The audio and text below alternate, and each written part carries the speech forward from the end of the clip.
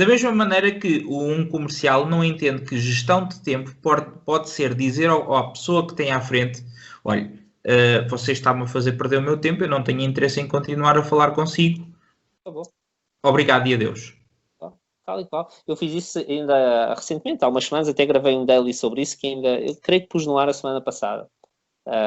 Liguei um cliente uma vez, liguei duas, liguei três, na terceira ele já tinha orçamento, já tinha datas de início, já tinha tudo.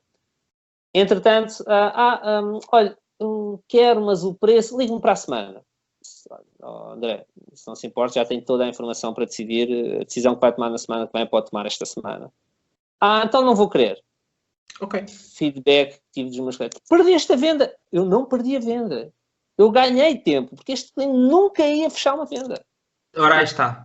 Tempo, a energia que eu estou a gastar com ele, eu vou investir no outro lado. É que tu ias estar à espera de um evento, de uma eventual resposta que, à partida, e todos os indicadores te mostravam que ia ser negativa, tu ias fazer pender tempo sobre essa resposta que neste momento já estás a investir a angariar num novo cliente. E isto é que é a gestão de tempo. E a maior grande maioria das pessoas não percebe isto e tem dificuldades em entender isto. Aliás, o não dizem que é uma palavra proibida nas vendas, o não, não, não. É preciso saber utilizar essa ferramenta, porque o não é uma ferramenta valiosíssima nas vendas. Sim. Valiosíssima. Bem, mas voltando à questão de como é que eu entro mesmo dentro do... Começando agora essa questão. Exatamente. Foi exatamente quando acabaram a minha função como auditor. E o meu diretor, o Paulo Soares, sentou-se à minha frente e disse-me assim: Tiago, já foste. Aqui, exatamente, basicamente, a tua função não vai continuar. Existem duas hipóteses. Ou vais para comercial, ou vais para comercial. Escolhe. Sendo que eu podia ir para comercial, para a Quinta da Beloura, que era basicamente ao lado da minha casa, mas como fazia parte de outra empresa, eu tinha que sair da empresa onde estava para poder voltar a ser contratado, ou então continuar nos quadros da empresa e ir para o Clube das Amoreiras. E eu, na altura, mais novito, via a vida de uma forma completamente diferente, ainda agarrado a alguma necessidade de uma suposta segurança, não é? Exatamente, algum tipo de certeza. Na idade em que não devias ter essa necessidade. Mas e tu vais falar com uma malta de 25, 26 anos e explicares-lhe isso é extremamente desafiante. É muito difícil para eles perceberem que é agora, carrega, vai a fundo. Não é quando tiveres 40 anos porque é agora, quase com 40 anos, que eu não tenho necessidade nenhuma desse tipo de safety net. Porque... Ainda bem, imagina se tivesses ainda. Exatamente. Enquanto isso ia castrar. Exatamente. E isso é extremamente castrante, tal e qual. Porque te impede de muita coisa. Ok? Ainda assim, o motivo pode não ter sido o melhor, mas o resultado final foi o melhor que eu podia ter tido. Porque me pôs numa posição de extremo desconforto. A minha vida mudou completamente. Para longe? Sim. Houve uma coisa. Se eu tivesse ido para o Clube da Beloura, naquela altura, era ao lado de casa, eu mantinha-me com um determinado conforto, ok? Porque a distância casa-trabalho, trabalho-casa era reduzida. Apesar de tudo, não acho que a liderança que eu necessitava naquela altura fosse a melhor a que ia ter na Quinta da Beloura. Ok? Eu gosto do teu cuidado. Deixa-me agarrar para não dizer o nome. Não, porque, Não precisas ter, obviamente. não, e não é uma questão de nomear pessoas. É que, por muito que tu gostes de uma pessoa e que lhe revejas determinadas qualidades, quando tu tens uma capacidade analítica decente, tu tens esse discernimento para perceber quando é que uma pessoa pode ou não ser uma mais-valia na tua vida. Uhum. E aquela pessoa, naquele momento em que eu estava, não ia ser uma mais-valia na minha vida. E, no entanto, a pessoa que se cruzou no meu caminho, que foi o meu diretor comercial, foi efetivamente uma mais-valia na minha vida. Era? Diogo Vidigal. Sim, tiveste uma boa introdução, sem dúvida. Ok? O Diogo foi uma pessoa extremamente importante na minha vida naquele momento. Lá está o Homes Place a deixar a marca na indústria do fitness. O Vidigal tem a sua marca na indústria do fitness. Sem dúvida. De norte a sul, ilhas. Tal e qual. E vem de onde vem. O Diogo fez uma coisa, foi acreditar em mim. Ele via a minha competência que estava por explorar.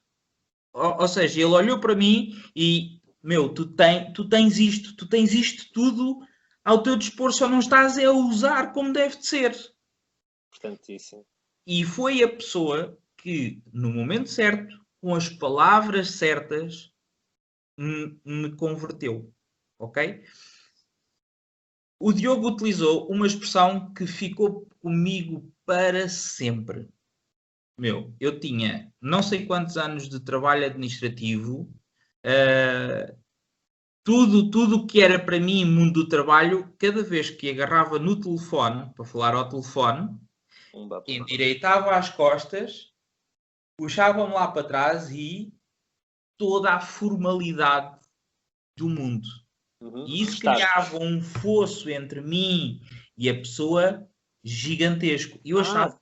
Ok, tu estás a dizer então que essa formalidade, eu pensava que tu me ias dizer, eu punha-me numa posição, entrava num estado onde tinha eficácia na chamada. Tu estás a dizer que era ao contrário. Eu era completamente ineficaz. Completamente. Imagina, tens aqui uma listagem, vale o que vale, é uma listagem agarrada no telefone e pimba, pimba, pimba, pimba.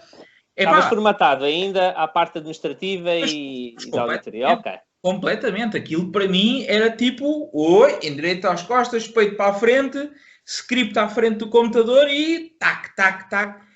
Ele chegava ao pé de mim e dizia-me assim ao ouvido: tira o pau do cu. E eu demorei um bocado a perceber o que é que ele queria dizer com aquilo. Até que sentámos os dois a tomar um café e ele: mano, tu tens de tirar o pau do cu, mano. Tu tens de estar naquele jeito muito do Diogo. E eu percebi o que é que era tirar o pau do cu. Tirar o pau do cu era ter uma conversa normal, como se eu estivesse a falar com uma pessoa, embora que desconhecida, mas normalmente, dentro do script, obviamente, mas relaxado e, sobretudo, com aquilo que as pessoas chamam a escuta ativa, não é? Ligada. Mas tu só consegues ter a escuta ativa ligada se estiveres relaxado e se estiveres efetivamente a ouvir a conversa. Se tu estás preocupado a ler um script ou a seguir um script, tu não estás a ouvir nada. Tu estás preocupado o que é que vais dizer a seguir. Nem sequer estás a ouvir aquilo que a pessoa te está a dizer. E isto foi, se calhar, das coisas que mais me marcou, porque eu depois os meus resultados, com os telefonemas, a partir daí dispararam em flecha. Os telefonemas que é o início do processo. Tu, sem isso não tens resultados. Está. Muitas vezes o processo pode vir estrangulado logo do início. Porque ele depois dizia-me: tu quando que tens cá a pessoa no clube, pum, pum, pum. Está no teu terreno. Ela aceitou vir. Ela já quer. Ela já quer. Ele disse-me: tu tens a noção? Eu mudo de função completamente desmotivado ou desmoralizado, nem tanto desmotivado, mas mais desmoralizado, porque o meu mundo, tal seja, ruiu, não é? Foi-te tirado, literalmente. Exatamente, fui atirado para uma função que não queria, longe de casa, pois tudo é um problema, não tenho onde estacionar, e não sei o quê, e não sei... Tudo, entras numa onda de negatividade muito, muito, muito grande. E o Diogo teve a habilidade de não só me puxar para ele, puxar a minha moral e puxar as minhas capacidades comerciais. E eu, até hoje, houve outra pessoa que também me influenciou muito positivamente, e já lá vou, mas a verdade é que a pessoa que mais influência teve nesse processo e que melhor conduziu esse processo foi o Diogo. Mas, diz. Diz. Sem sombra de dúvida. Ele teve uma influência tremenda na minha vida. O que é que tinha mais de ti, do Tiago Fontes? Aquele Tiago fazia aquelas chamadas mais formais, do Tiago Fontes mesmo, não é? Do Tiago Fontes auditor, do Tiago Fontes comercial, não, do Tiago Fontes. Aquelas chamadas mais formais, como tu dizes, puxavas para trás e era a formalidade em pessoa, ou aquelas chamadas sem o pau no cu, como tu dizes? O que é que tinha mais de ti? As chamadas sem o pau no cu. Porque era ali a minha essência. Eu depois, quando percebi que o eu funcionava, que bastava ser eu, dentro daquilo que era necessário dizer, mas eu... Perfeito. Sabes que esse é um ponto que eu bato muito, que é, tu tens que pôr de ti na venda. Tu tens que conhecer o processo, tens que dominar o processo, provavelmente das primeiras vezes, seja o processo do telefonema, seja o processo de levantamento de necessidades, da apresentação, de fecho, o que for. Depois de dominares o processo, tu tens que pensar em pôr mais de ti. Quanto mais de ti colocares, sejas tu extrovertido, introvertido, tímido, atrevido, mais despolido, mais informal, mais formal, põe de ti, porque é esse de ti que vai atrair o cliente. Vai atrair uns, vai repelir outros, mas aqueles que vai atrair vão ser suficientes para tu conseguires ser um top performer. Agora, se estiveres ali, sou muito formal, sou ali ou no meio termo, ou a trabalhar em algo que não é a tua essência, ou de uma forma que não é a tua essência, acabou. Seja em que mercado for, eu já trabalhei no mercado mais formal, na banca, já trabalhei em agências de publicidade, e é a mesma coisa. Quanto mais te colocares, mais vais conseguir vender. Sem dúvida. Foi o que aconteceu. E isso é uma coisa que depois marcou todo o meu percurso comercial daí para a frente. Eu neste momento não sei vender sem me vender a mim primeiro. E quando eu digo vender-me a mim, é a minha experiência. Porque sou eu que vendo. Eu, a minha pessoa, tu quando, seja o produto que for, tu quando estás a explicar à pessoa, tu não estás a explicar o produto, estás a explicar a tua relação com o produto. E é essa mesma relação que tu tens com aquele produto que vai fazer com que a pessoa compre. Não é o produto. Não é o produto. Eu chego a ter conversas comerciais em que o produto torna-se uma coisa completamente lateral à conversa. É completamente lateral. Não, é uma coisa completamente secundária daquilo que estamos ali a falar. E isto só acontece quando tu tens efetivamente a capacidade de pôr a tua essência na venda. Quem tu és. Concordo, não quer dizer que sejas desleixado. Às vezes as pessoas confundem com desleixo. Com à vontadinha. Não. Não. É continuares a conhecer o teu produto muito bem, continuares a conhecer o teu processo muito bem, porque é exatamente no domínio desses dois pontos que depois vai surgir a naturalidade do resto. Quando tu já não precisas do script, porque tu és o script. E aplicas de uma forma que só tu é que o consegues fazer. E por isso é que há top performers. E por isso é que nem todos são top performers. Por isso é que há vendedores e há comerciais. São duas coisas completamente diferentes. Outra pessoa que também contribuiu muito, porque era uma espécie de sidekick, e é uma pessoa que ainda hoje eu tenho muita partilha e converso muito, e que procuro validação em algumas coisas, é o Bruno Baliza. O Bruno Baliza continua a ser para mim uma referência em sem número de coisas, principalmente e obviamente ligado à área comercial, mas naquela altura era aquela pessoa que, quando eu não acreditava porque eu duvidei durante muito tempo do Diogo e das capacidades do Diogo, eu ia buscar essa validação ao Bruno, e o Bruno dizia-me: vai, confia. E então a coisa depois foi resultando. Sabes que eu acredito que o Diogo tenha sido um choque muito grande para ti também, não é? São dois perfis completamente diferentes, mas provavelmente era precisamente aquilo que tu precisavas. E por isso é que eu te digo, naquela altura era exatamente isso que eu precisava. Porque ninguém me iria... ninguém, uma pessoa nunca pode dizer ninguém ou nunca, mas eu tenho dificuldade em ver outra pessoa que me tivesse conquistado e que tivesse desenvolvido estas capacidades que eu já tinha, efetivamente, da forma que ele conseguiu. Sem te condicionar negativamente. Sem me condicionar negativamente. Que é o que acontece muito nas lideranças comerciais, não é? Há um condicionamento pela negativa muitas vezes os diretores comerciais, os sales managers, esquecem-se de fazer este empoderamento de uma pessoa que ainda não tem os resultados, ainda não tem o desempenho nem a atuação que eles querem que tenha, mas que precisa que alguém acredite nelas. Não é? O John Maxwell diz muito isso. Ele diz que um líder é aquela pessoa que acredita nas outras, mesmo quando elas não acreditam nelas próprias. E foi isso que aconteceu. E mais uma vez, uma pessoa que sai do OMS e tem a marca no fitness que tem a Tribe e que tem o Vidigal, outra que sai do OMS para fazer a abertura dos Fitness Hut, que é... Hoje, quem entra mesmo como sócio no fitness não tem noção da revolução que foi o Fitness Hut na altura. Na altura, sim. E o Baliza foi uma das pedras angulares desse processo. Sem sombra de dúvida. Depois do OMS. Depois do OMS é que eu começo a perder aquele contacto contigo. Portanto, essa é a parte que eu estou mais curioso. Depois do OMS, eu continuei no fitness, só que não no fitness tradicional. Ou seja, não continuei em ginásio. Fui trabalhar para uma empresa, que é a Mans, que é a maior fornecedora de fitness, efetivamente, em Portugal. Quem não sabe, a Mans é quem vende os programas Les Mills. Os programas Les Mills. O Body Combat, o Body Pump, o Body Step, o Body Attack, todos os bodies que as pessoas conhecem e já com outros nomes que já vão muito mais além dos bodies. É uma produtora de eventos também. Hoje em dia, estás aí? Tem uma escola de formação, sim. Estás aí? Sim. Hoje em dia a Mans expandiu-se, não é? Por exemplo...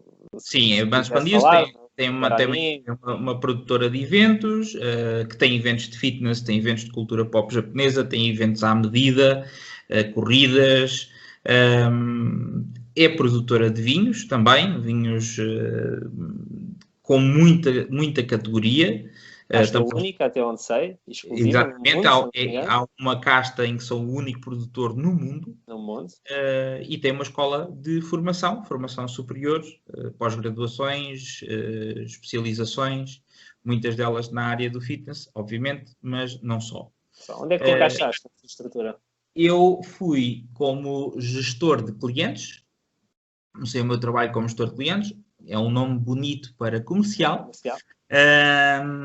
Eu vendia as licenças Les Mills aos ginásios, fazia acompanhamento ou algum trabalho de consultoria aos ginásios que tinham as licenças Les Mills. Mais tarde passei a vender também área nos eventos que tinham feiras, que têm feiras normalmente. Também tive uma pequena aventura durante um tempo a vender vinho. Olha, não sei. Foi uma aventura muito engraçada. Tive um momento também, uma altura em que vendi cursos por telefone. Não foi tão engraçado, não foi um trabalho que eu tivesse propriamente gostado uma atividade que tivesse gostado de desempenhar. E depois cheguei inclusivamente a ser coordenador do departamento comercial, onde tinha a gestão da equipa comercial da Les Mills e dos eventos. Mas isso só mostra a polivalência de um comercial. Não é? Eu costumo dizer muito isto, que um comercial, se for preciso, vende laranjas na paragem do autocarro e consegue levar um ordenado para casa. Vender. E tu saíste de uma realidade, passaste por tantas outras dentro da mesma empresa e provavelmente conseguiste vender mais numas, menos noutras, mas conseguiste ter os teus resultados. E com a mesma base, a base comercial, que vem desde o início, que se vai desenvolvendo, que se vai adaptando, não é? Que se vai ajustando à realidade que encontras, mas vender é vender. E tu fizeste aqui uma passagem que muitos comerciais têm dificuldades em fazer, que é, tu deixaste de vender ao consumidor final, não é? Que era o sócio, e passaste a vender a um outro fornecedor. Portanto, houve aí outro elemento na cadeia de valor. De hoje em dia, eu fazia um B2C e passei a fazer um B2B, não é?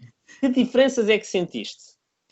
Que diferenças é que sentiste? Rigorosamente nenhuma. Nenhuma?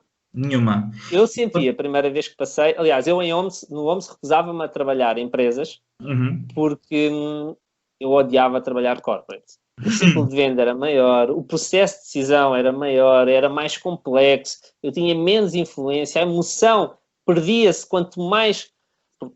A emoção é naquele primeiro momento em que estás e que usas para fechar a venda. Quanto mais tempo passa, menos emoção tem. E como tinha mais decisores, tinha mais análise, a emoção, que era o meu ponto forte, acabava por se perder, e eu odiava trabalhar B2B. Eu, na verdade, não tive este desafio. Tu tiveste, porquê? Porque, apesar de tudo, o produto que eu vendia, quem decidia era o proprietário de ginásio. É um negócio assim, um negócio mais small. Não é? Exatamente. E o que é que isto significa? Significa que eu, para vender, tinha obrigatoriamente que chegar ao proprietário. Não era com o secretário, não era com um adjunto, um assistente, o recepcionista, o gatekeeper. Não tinhas o gatekeeper. Eu não tinha nenhuma baliza para chegar ou por outra. Tinha que ultrapassar todas as balizas para conseguir concretizar a venda. Isto fosse nos eventos, fosse na Les Mills.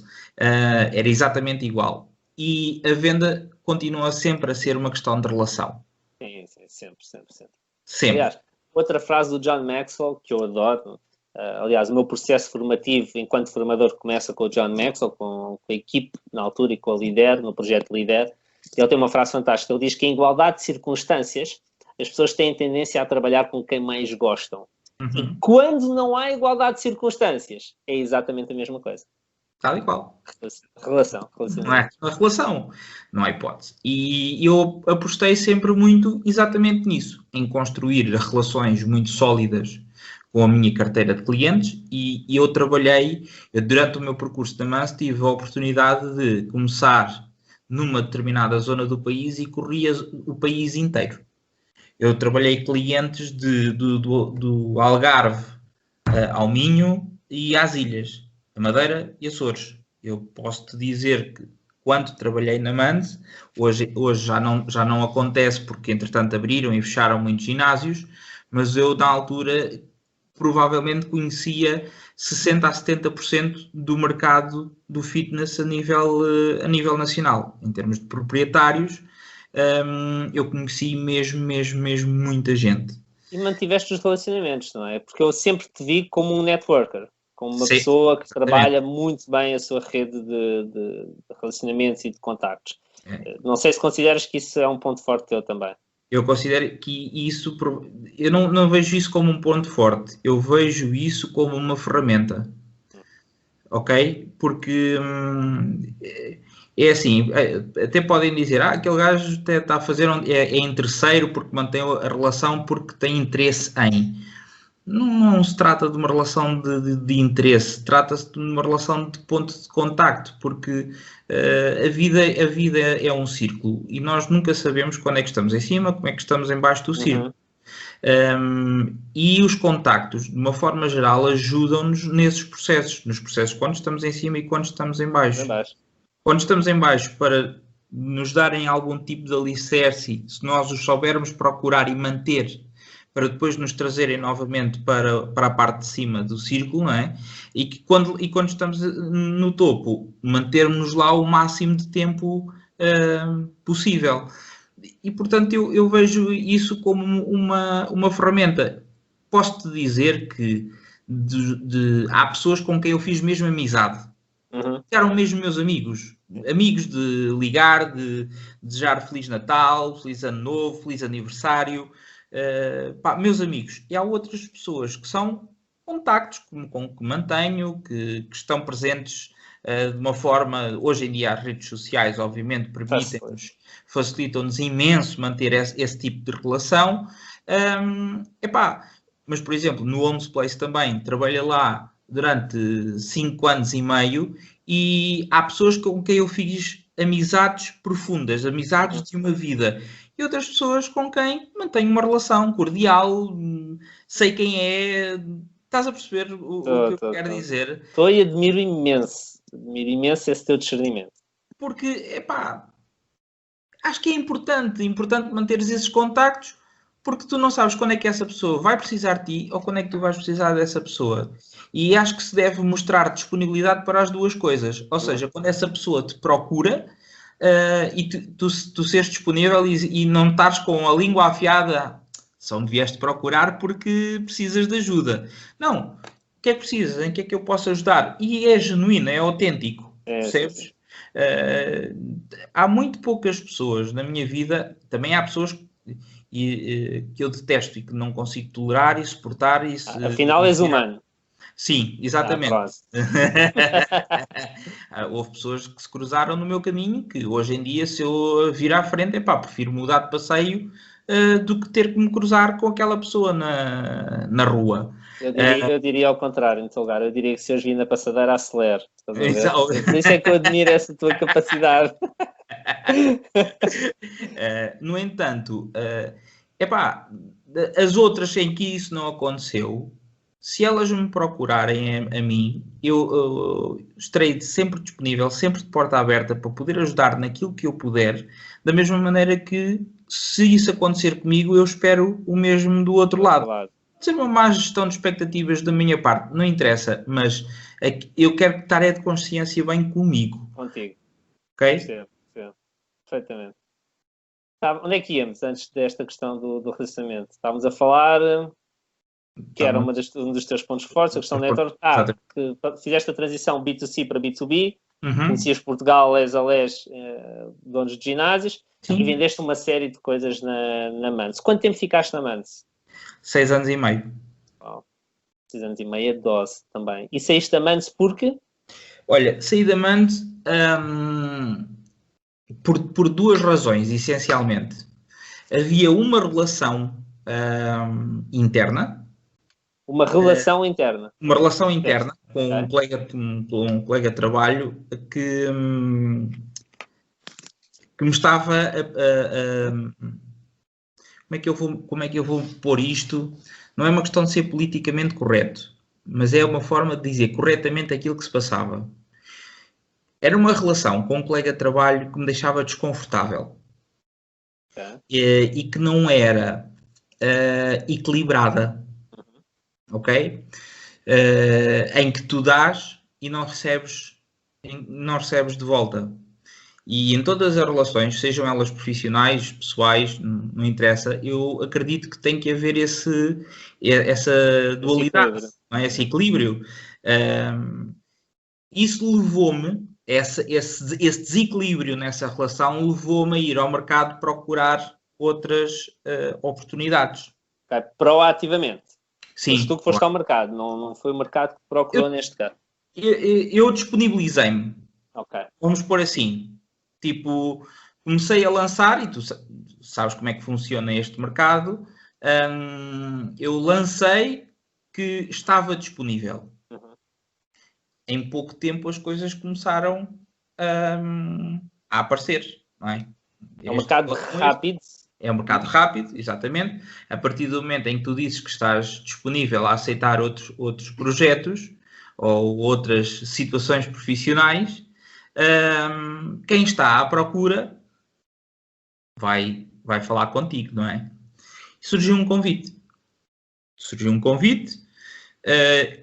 Ainda demorámos algum tempo até chegar a uma plataforma de entendimento E esse convite era para ser o diretor de expansão de uma marca de fitness.